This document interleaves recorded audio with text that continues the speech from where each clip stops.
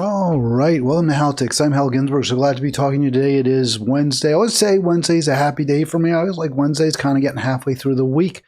Feels like I've accomplished something. I don't know if I really have. Kind of feels like it, so that's always a positive. I see some of my pictures in the background look a little bit skewed. I'm not sure if it was like a shaking of the wall. I'm not really clear what that is. I'll try to figure that out later. Don't let it distract you. I'll try not to let it distract me as I tell you not to be distracted by it.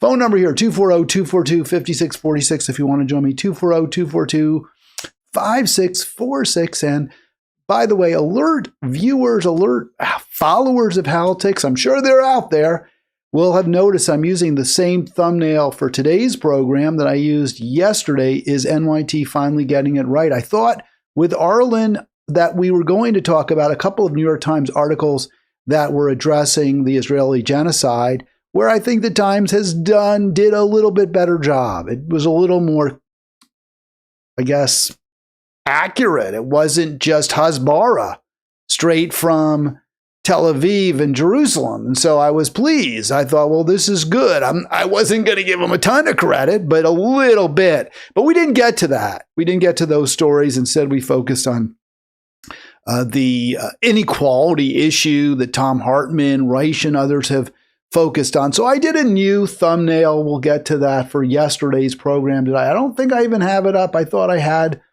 put it in today's deck. Unfortunately, I didn't. But basically, it's just another one of those criticisms of the, I guess, what I've called in the past faux-gressives. I don't call them faux-gressives in that thumbnail. I refer to them as Democratic partisans, hyper-partisans. I got a little leaves back there, too. It was out yesterday. Oh, look at all this. What a mess. And it was out there with, the Hartman, Reich. I think they have some really good ideas. They're smart guys. They're good writers. They've made success of themselves in challenging fields, but they're ultimately hyper-partisan Dems, and that is so limiting, and that is just not what we need right now. We need a unifying movement that brings together disaffected, poor, struggling, and working people, period, end of story, that doesn't divide us by invidious categories like, but not limited to, political affiliation.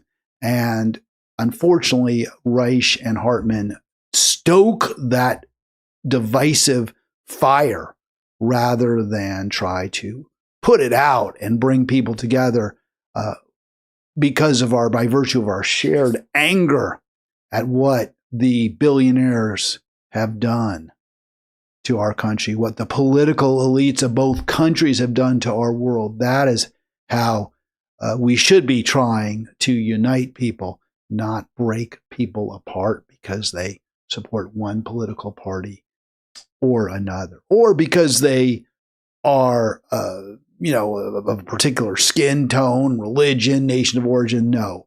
What really matters ultimately is our shared humanity, our shared desire for enough, for a sufficient life for ourselves and for our children. That's what we need to focus on.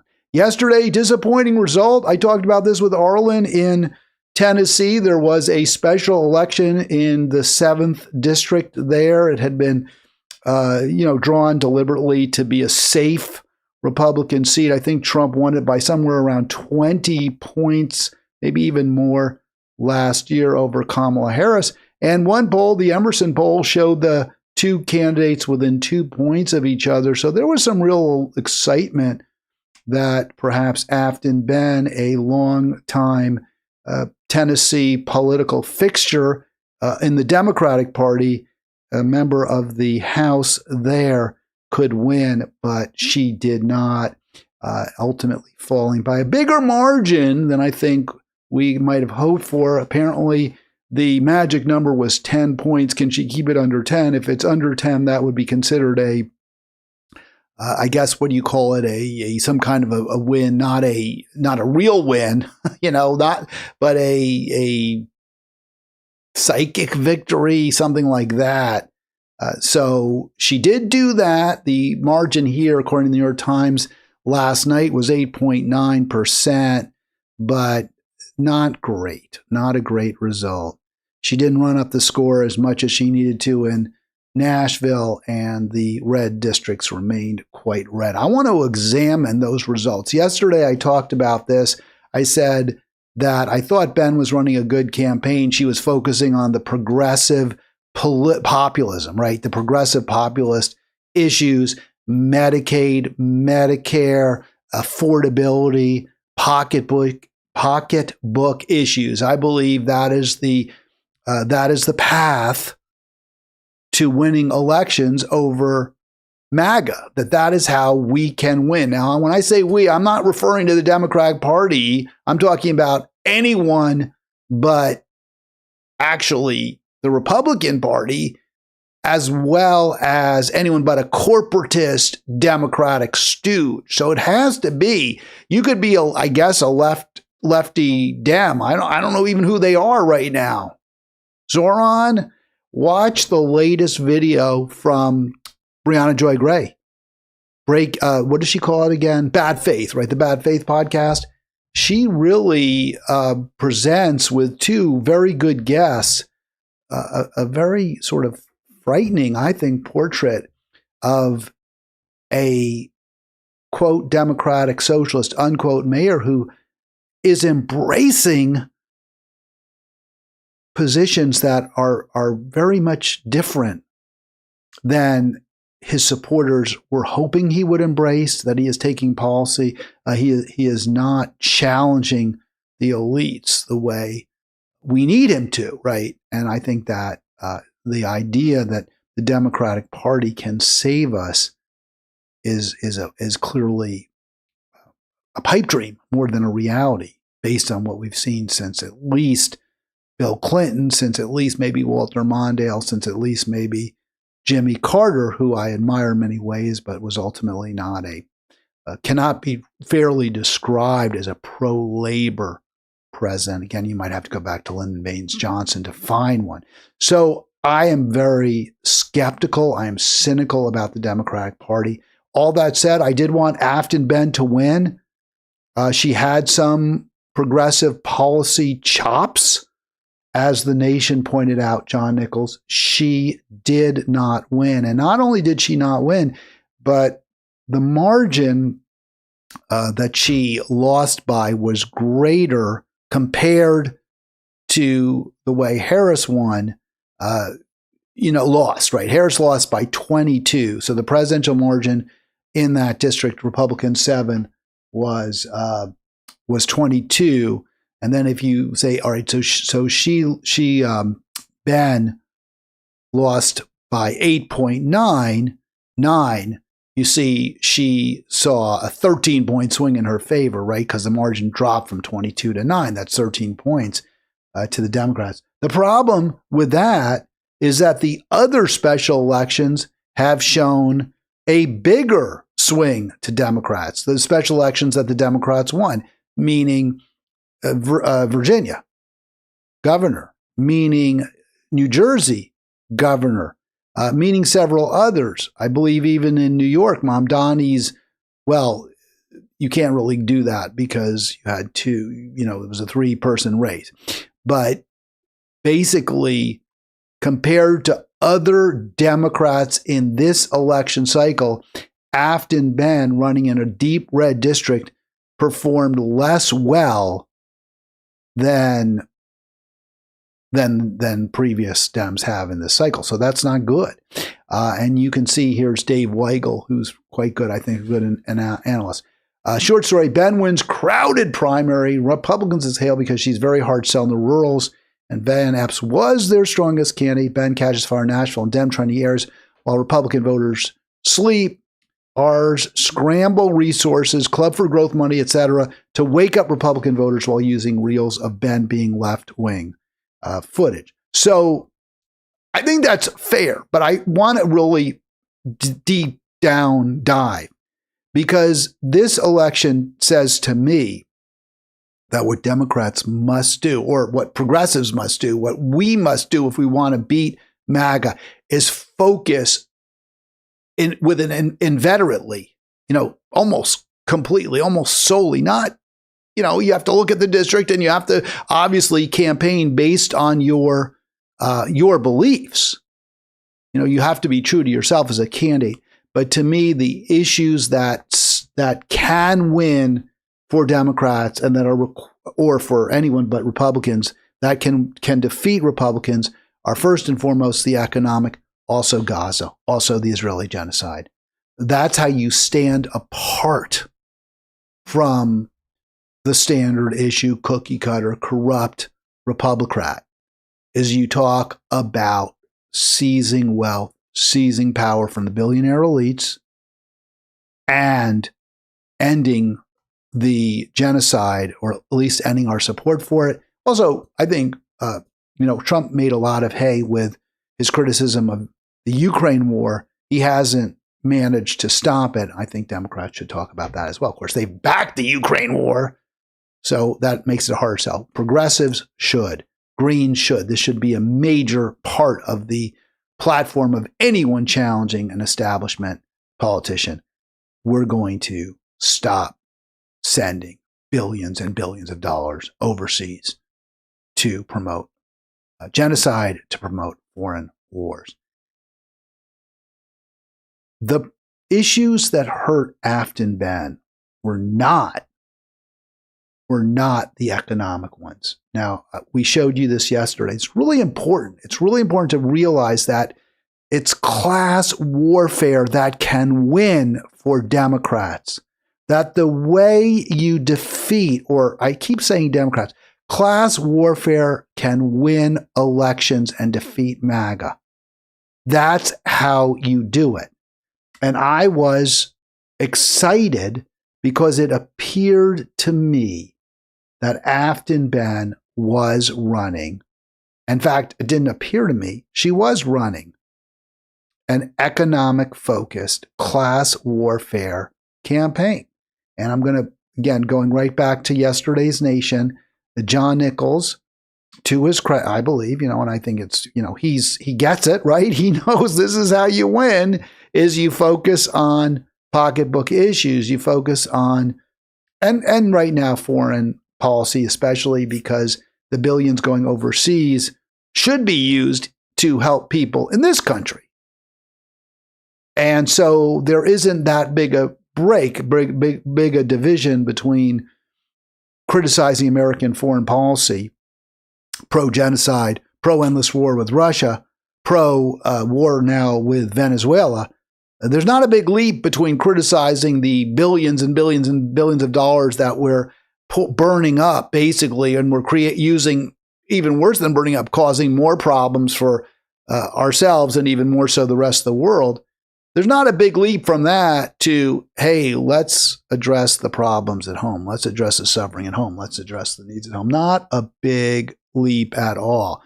And Nichols gets that, and I was hoping Ben got that too. She was, I think, done in part by statements she made 4 or 5 years ago. And that is what the Republicans focused on solely. They didn't talk one whit. If when they went after Afton Ben, at least as far as I can tell, looking at Trump tweets, looking at articles in right-wing periodicals, the attack on Afton Ben was on her alleged wokeness, her social justice warrior iteration, not because she called for taxing billionaires. There was no attack on Afton Ben by Donald Trump saying, oh my gosh, you can't vote for her. She wants to raise my taxes. Now that's why he didn't like her, of course.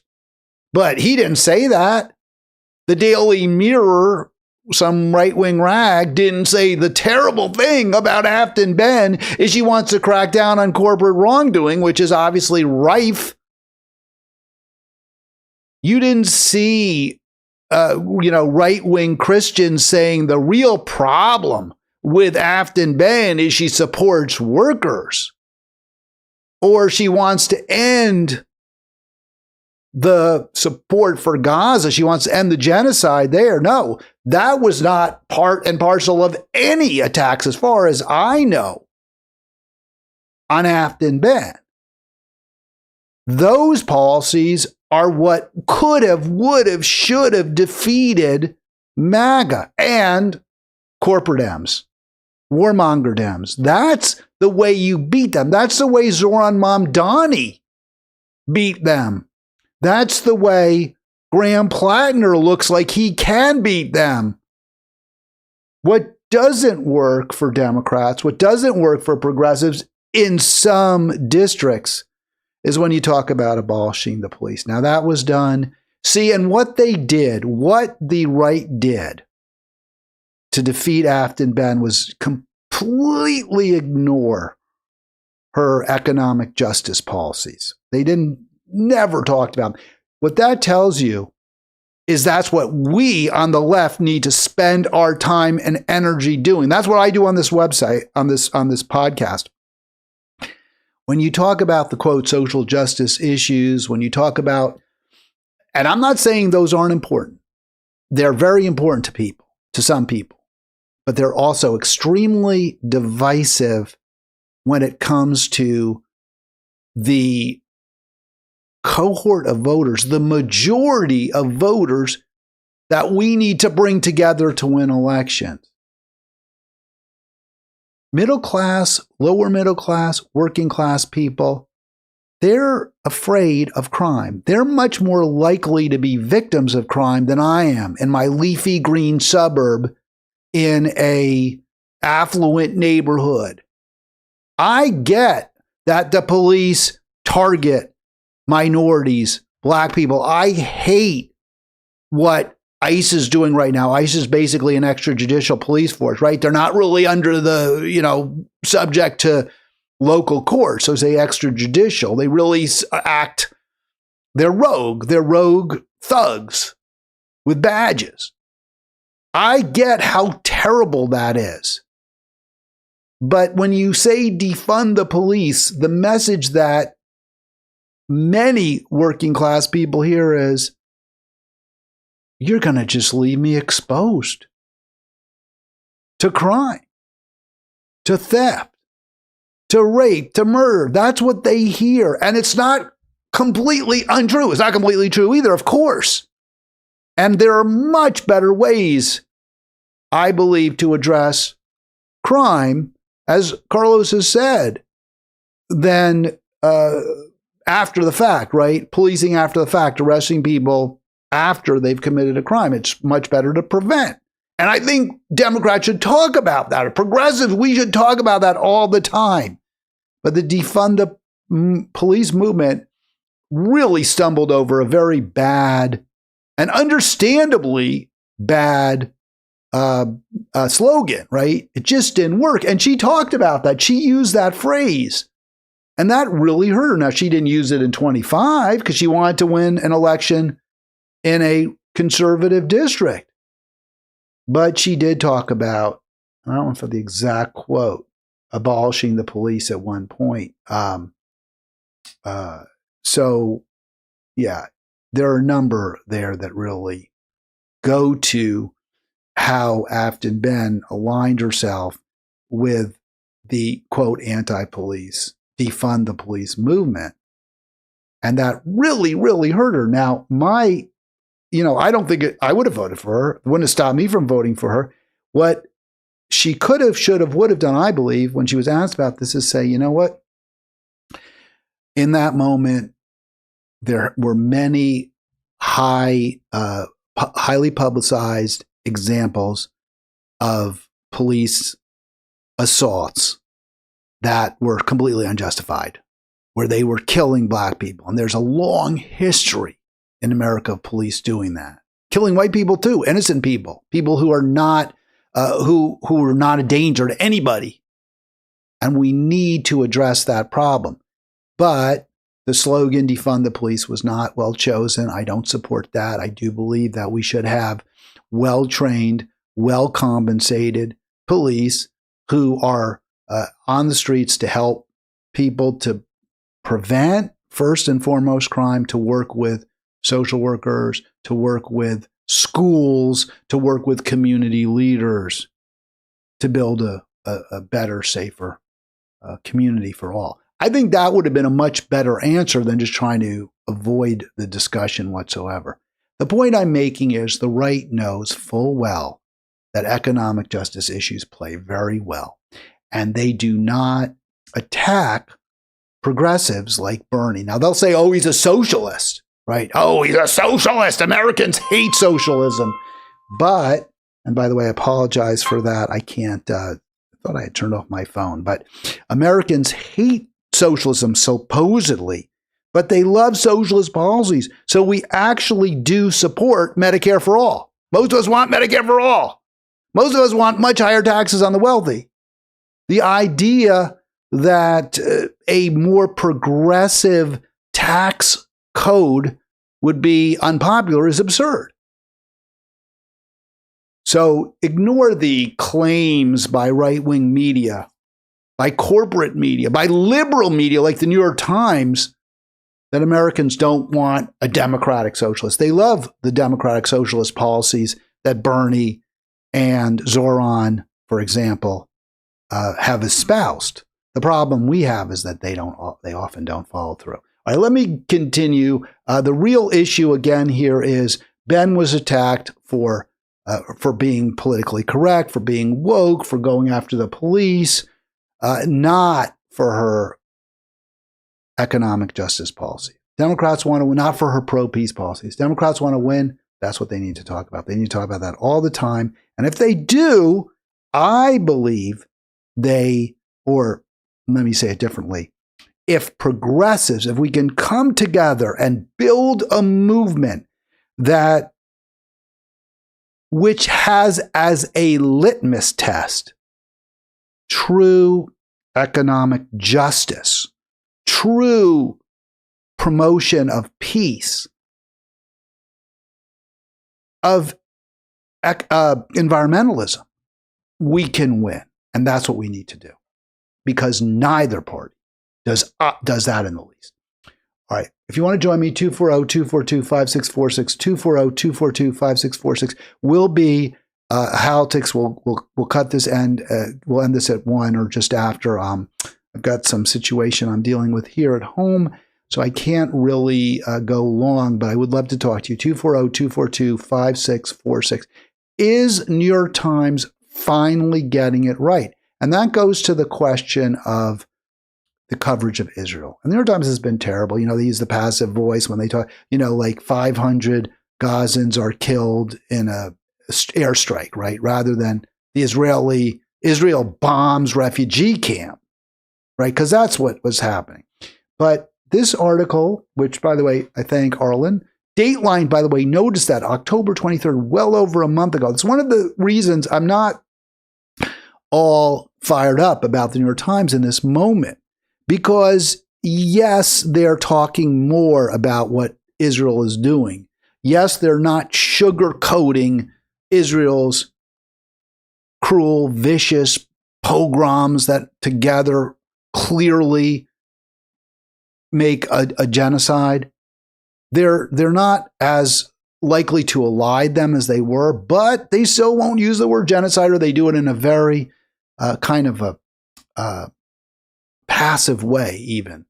But yes, they're covering it. So that article, what happened in Gaza might be even worse than we think. And this is October. So again, they're covering it, the New York Times is, but fitfully. Every few weeks, they'll have a story about Israel, the problems that Israel is responsible for, the crimes that Israel's committing. But it's not on a daily basis the way it should be, the way it is on Halitics.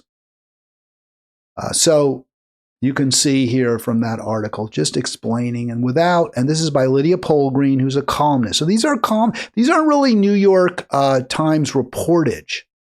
And it could be. And I'm not saying it's wrong for a columnist. I'm glad the columnists are covering it. But there's something to be said for a pure news article that just lays the details out, the facts out, and says, this is what is happening.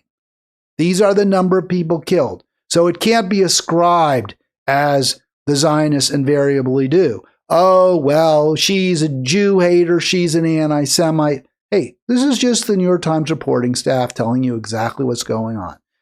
So under the terms of the ceasefire, 600 trucks were viewed as essential to address the Israel-caused famine.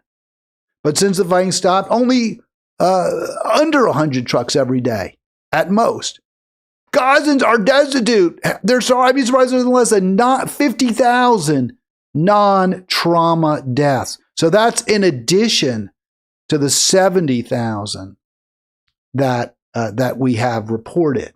So Polgreen is saying, yeah, it's worse, right? Now, I've been saying it. I mean, I'm not, but she's got pull, she's got sway, she's got a big audience there in the New York Times. This is meaningful. People are turning against this. Our government is not.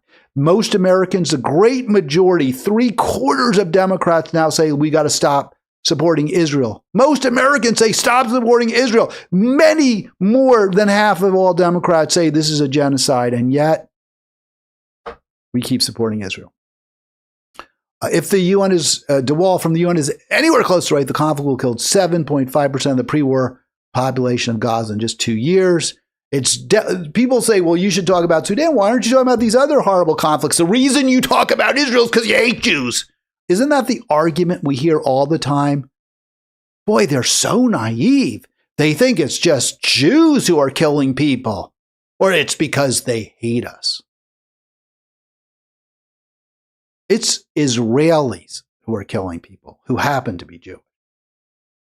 I'm Jewish. I'm not killing anybody. Got a lot of problems. Done a lot of things I regret. Murder ain't one of them. The Israeli Defense Minister Ben-Gvir just promoted an officer who last month oversaw an operation in Jenin, West Bank, not Gaza, West Bank, in Jenin, West Bank, where 2 Palestinian men who had their hands in the air. Now they're labeled terrorists. I don't know that they're terrorists. I don't have reason to believe they're terrorists, but Israel says they're terrorists. They had their hands in the air. They were unarmed. They were shot to death. And Ben-Gvir, as the investigation is continuing to determine exactly what happened, was it murder? Now, of course, it all got whitewashed. Nothing will happen to these people. Ben-Gvir just promoted the officer in charge of that. That's what Israel is. They promote officers who oversee the cold-blooded murder of civilians.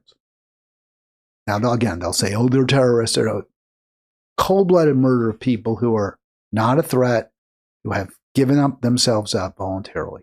That's what Israel is. 240-242-5646.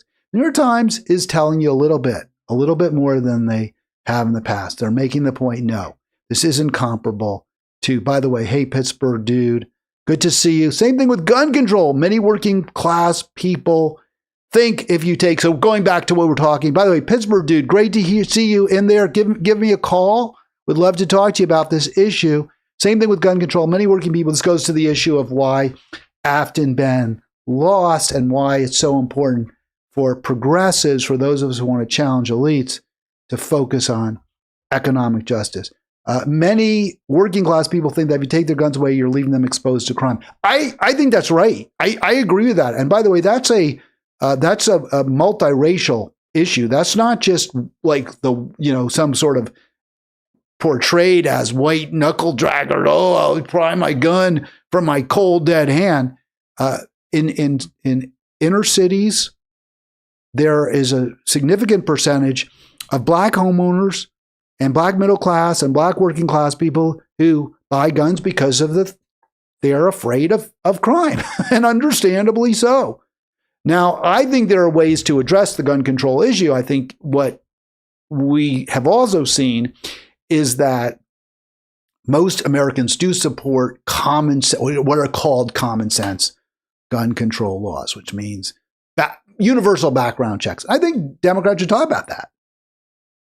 Now, the problem is that the gun lobby doesn't want universal background checks. They don't want anything that slows down, that may prevent any transaction where you take your money and you give it to a gun store for a gun. They don't ever want anything that will possibly reduce that from happening. So they're going to oppose any kind of common sense gun control, which will lead to reduced gun sales and slowdown.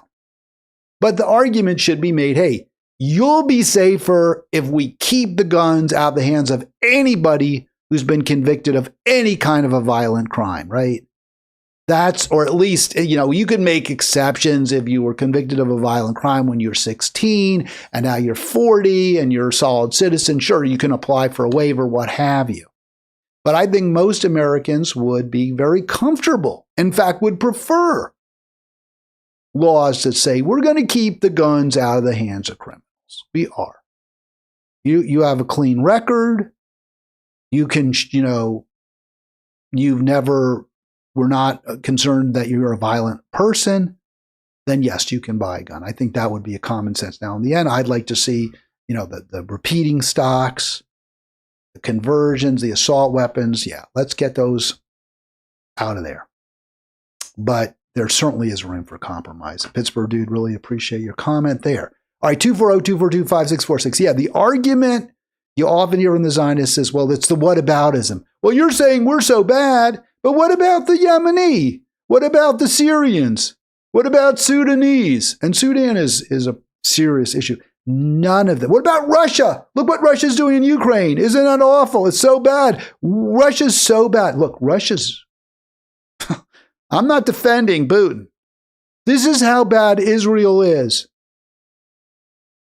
Putin's crimes in Ukraine pale in comparison to the Israeli occupying forces' crimes in Gaza and the West Bank. That's how bad Israel is. And the New York Times kind of tells you that. Although, again, it's like once in a blue moon, but at least they did it. Now, you can't say Israel is. You're a New York Times writer, you can't say Israel's committing a genocide. So again, the Times kind of gets it right, but not really, not completely, not 100%. And it's not in a regular news report. It's in a column. But, hey, I'll take it. So what Paul Green says is, Jared Kushner described the ruins of Gaza. It looked like a nuclear bomb. But is that a genocide? Oh, no, says Witkoff. Not at all. Not. Now, I don't know what Witkoff really believes. My understanding, he seems to be a really smart guy. I'm going to guess he knows it's genocide. I'm going to guess he's just under strict orders. He knows where his bread is buttered, which is from Trump. He knows that if he said, yeah, it's a genocide, then Ben-Gvir and Smotrich and Netanyahu would say, you can't send him to negotiate with us anymore. Now, if I were Trump, if I was president, I'd say, you don't tell me who my negotiator is. I tell you who my negotiator is because I'm writing you checks. Although I'm not writing you checks anymore. That's all over. That's done with. But Israel should have zero input over our foreign policy. Instead, they're basically driving it. So because of that, Witkoff, whatever he really believes, is going to say, oh, no, it's not genocide. But the New York Times, yeah, they use the term, but it's important to note that Paul Green herself doesn't call it a genocide. She leaves it up to the reader. She says, well, yeah, maybe it looked like a nuclear bomb, but Witkoff says it's not a genocide, so maybe it isn't. She says it will make it harder to play down or deny what Israel has done, but it's not impossible. So Witkoff is still denying it. All right, 240-242-5646. I give the Times a little bit of credit. I give them a little bit of credit. I'll give them a little more credit for this piece. This came out December 1 over the weekend, and I think from the imagery you can see this is in their magazine as well. So again, this is not like even their staff. Like Paul Green is a Times columnist. They say, well, Ben Rhodes. So to be fair, they call it a guest essay. That's what I think is a little what kind of raises my hackles. So the Times isn't really fully embracing this. They're not even embracing it as the work of one of their editorial writers in a regular column. Instead, they call it a guest essay. They're distinguishing the paper's position from that of Ben Rhodes, the author, even though Ben Rhodes is described as a contributing opinion writer and a deputy national security advisor under Obama. So, guy has some cred, I guess, although we've seen former Obama staffer Sarah Hurwitz claiming that the real problem is Americans feel bad for the emaciated Gazans getting beaten up by the well-fed Israelis. That's the real problem, not that the well-fed Israelis are killing the have emaciated the Gazans and are killing them. But, Rhodes, this is a really important piece. Rhodes makes the case, and I think correctly so, justifiably so, accurately so, that what Democrats did is they embraced this hug Bibi strategy, that rather than at any point challenge Netanyahu's violent, vengeful reprisals against an occupied peoples, they hugged him. Oh, you poor thing. Look what happened to Israel on October 7th. Rather than, yeah, it's really bad what happened. Now let's change policy so that the people that you're shooting and killing and keeping behind barbed wire and starving and whose land you're taking don't hate you so much that they'll commit a massacre. Yeah, let's do that. No, we're going to hug poor Netanyahu. And we're going to continue to flood weapons into Israel that it's going to use to create corpses, to kill children.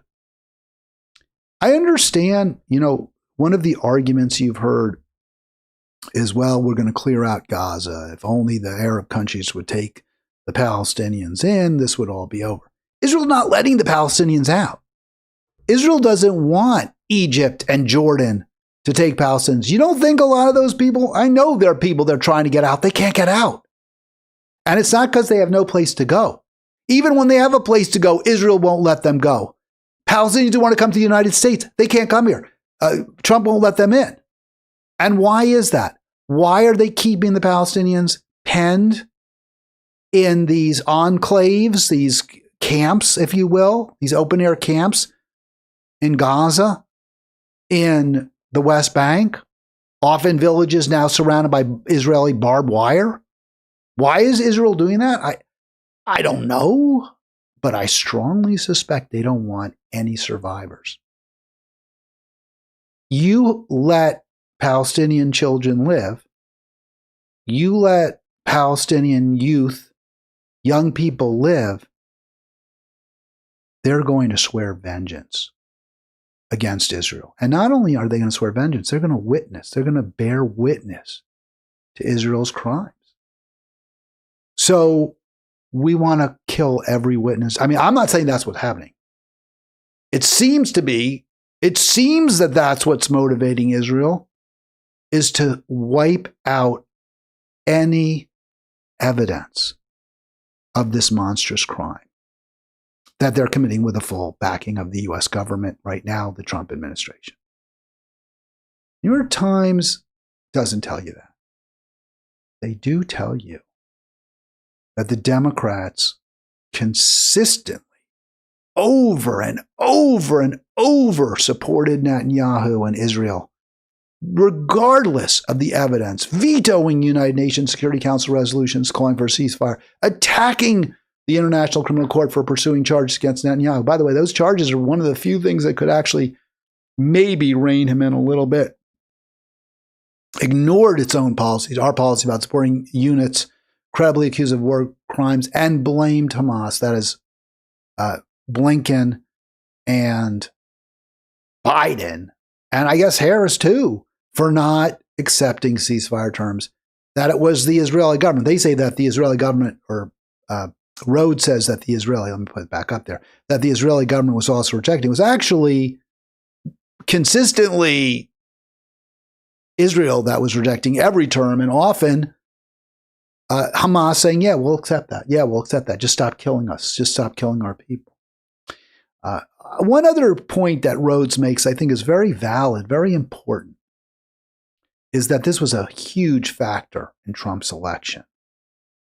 It was a major reason that Trump won, was because the Hug Bibi strategy was employed. And I spoke to Chris Van Hollen, U.S. Senator Van Hollen, about this.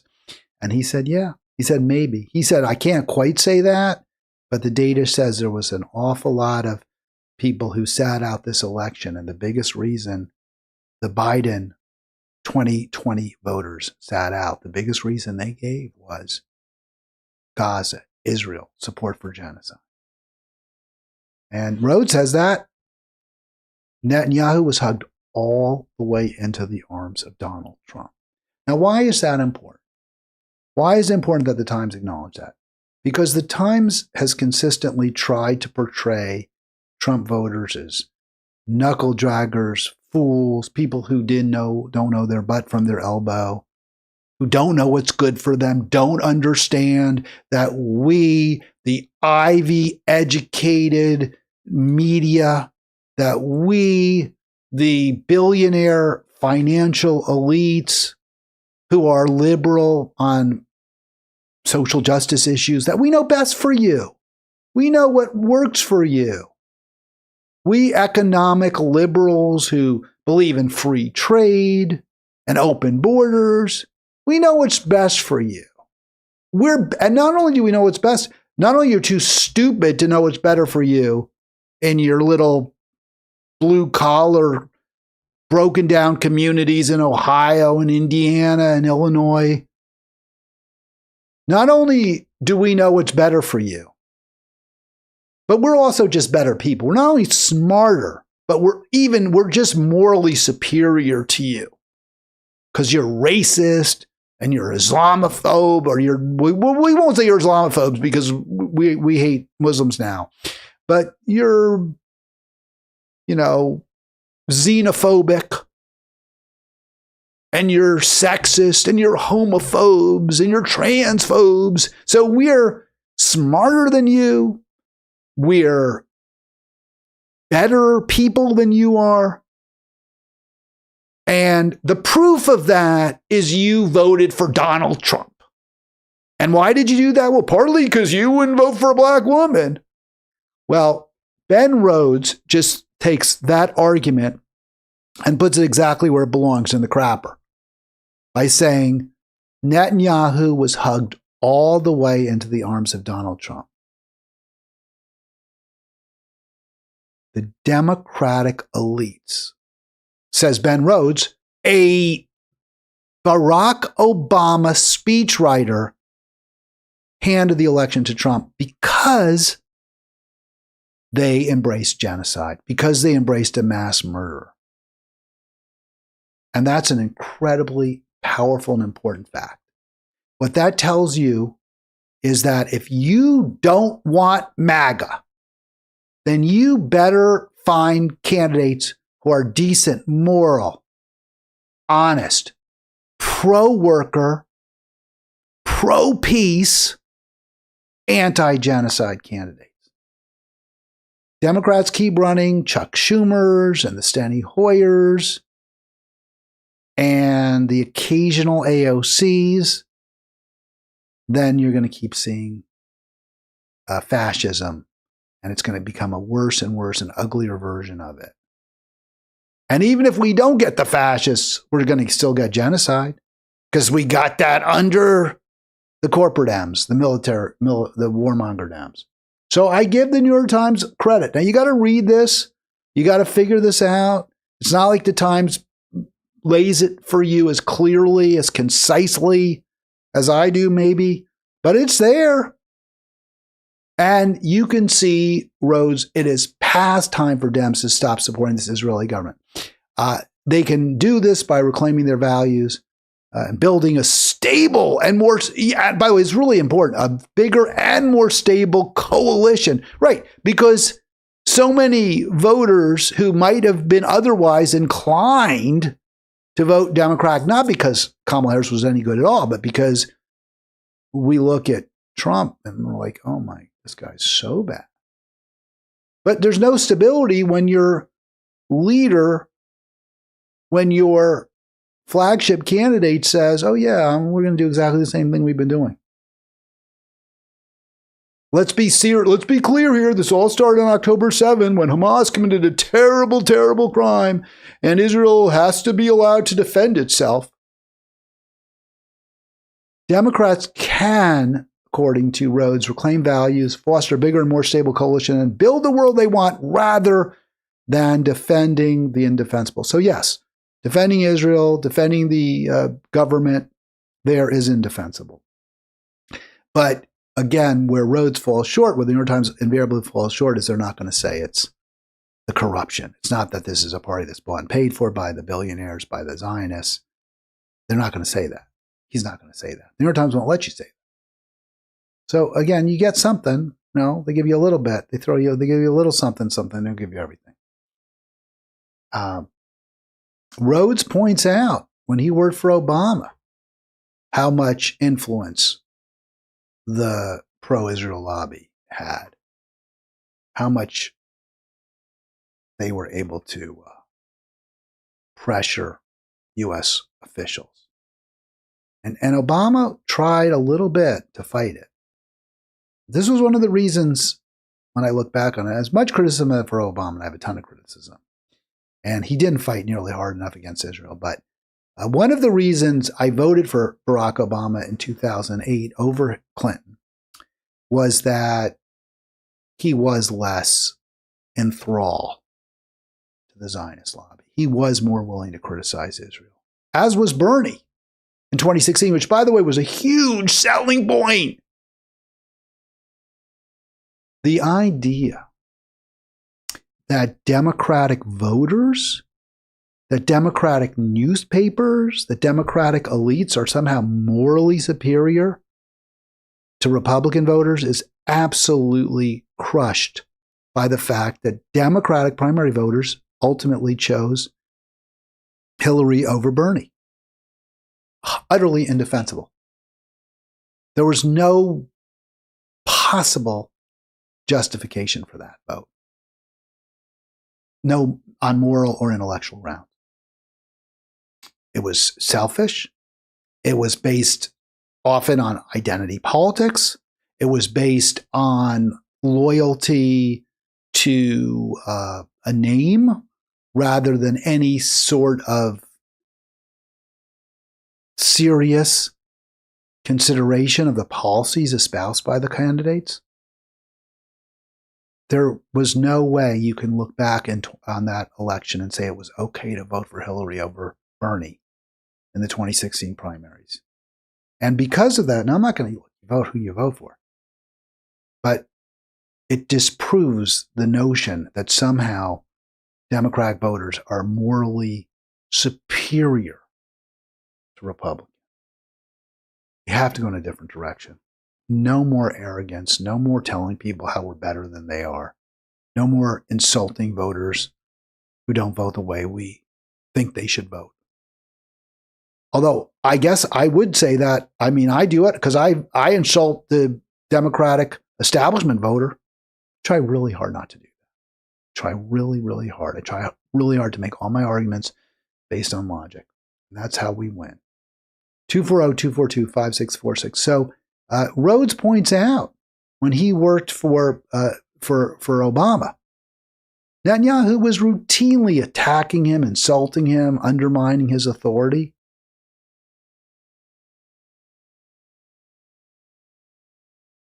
Why would Democrats? Isn't Obama, he's like the poster Democrat, right?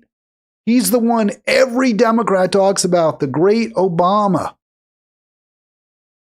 And he was shredded, according to Rhodes. I think the evidence strongly supports this, constantly being kneecapped by Netanyahu. Given that fact, Why would Democrats support Israel? Why would they support this regime? It's corruption. And it's fear. It's fear that the money, if it doesn't come to me, will go to an opponent. It's fear of negative campaigning. And you know what? Fear is really understandable. That's not what we elect leaders to do. We elect leaders to lead. They haven't been. They won't. They've demonstrated it time and time and time again. We've got to go in a different direction. 240-242-5646. I want to just show one more. I'm going to probably cut the program short in a moment. But I want to just show you one more clip, one more slide from that article by Ben Rhodes about how the Democrats hugged Netanyahu all the way. They hugged, hugging Netanyahu put Donald Trump in the White House. So Rhodes says this, yes, Hamas is engaged in abhorrent acts of terrorism. Does that warrant dropping 2,000-pound U.S. bombs on refugee camps full of children? Obviously, the answer is no. But I think even that question is problematic because it seeds the catalyst for the latest round of killing by Israel, the mass murders. It seeds the argument that the catalyst for that is October 7th. I would turn it around. I would say, does decades and decades of a cruel occupation where Palestinian lives hold very, very little value, where there is no Palestinian self-determination, where efforts to promote self-governance are consistently crushed by Israel with the full support of the United States? Does all of that justify October 7th? And I think you might have an argument that it does. This is a people that has been systematically displaced, disempowered, impoverished. What are they supposed to do? What can they do to stop the apartheid? Is that a strong enough word? What could they do? You don't want to say maybe it wasn't a genocide before before October 7th, 23. Many people say it was. I'm not going to use that term pre. I think it became clear what Israel is doing is a genocide after the 23rd. After 2023, October 7th. Maybe it was. Maybe it wasn't beforehand. I'm not going to argue that right now. If you say it was, I will certainly accept that. If you say it wasn't, I would have issue because it seems clear that at least for many elements of Israeli society for decades now, the goal has been to wipe out the Palestinian people. Was it full-on government policy? Maybe not. So you can have that debate. But my question is, now we know that what happened on October 7th doesn't in any way justify what Israel's done in response, or claims it is doing in response. But do Israel's crimes ultimately justify what Hamas did on October 7th? I think you have an argument. Certainly do. That is not a question that the New York Times will allow you to ask. That is not a question that you will find in the New York Times, which is, okay, accepting for the moment that Hamas was wrong to engage in terror on October 7th, what should they be doing differently? What would they have in their bag of tricks that might work? So Rhodes finishes off today. No one can deny that the Israeli government prevented aid from reaching Gaza, used force against civilians well beyond the laws of war, and destroyed most of the Gaza Strip. These facts led many scholars, human rights orgs, and the UN bodies to conclude Israel is committing genocide with U.S. weapons. He doesn't say that it is, right? He doesn't quite say, yeah, I agree, but he does say it because he says it's a moral stain that cannot be removed. Well, if it's not a genocide, then there's not a moral stain that cannot be removed. The moral stain is that Israel's committing genocide. He's saying it can't be removed. It's there. That's what Israel's doing. I think, we throw the term around genocide sometimes. I don't. But even using it repeatedly when describing what Israel's doing in Gaza, I think sort of unnerves people. Like, all right, it's a genocide. Yeah, you're right. It's like, it doesn't matter anymore. No, it matters. This is an horrific crime, both in terms of absolute numbers, in terms of intent, in terms of cruelty. This is something we haven't really observed, unless you were old enough to be, cognizant of the death camps in Europe being emptied. It's hard. There have been many larger slaughters, but the systematic destruction, elimination of an entire group of people, that seems like you have to go back to the 20th century, mid-20th century to find comparable. Find a comparable. All right, that's going to do it for me today. Thank you so much for being part of Halitics. I will return tomorrow, Thursday. Enjoy your afternoon.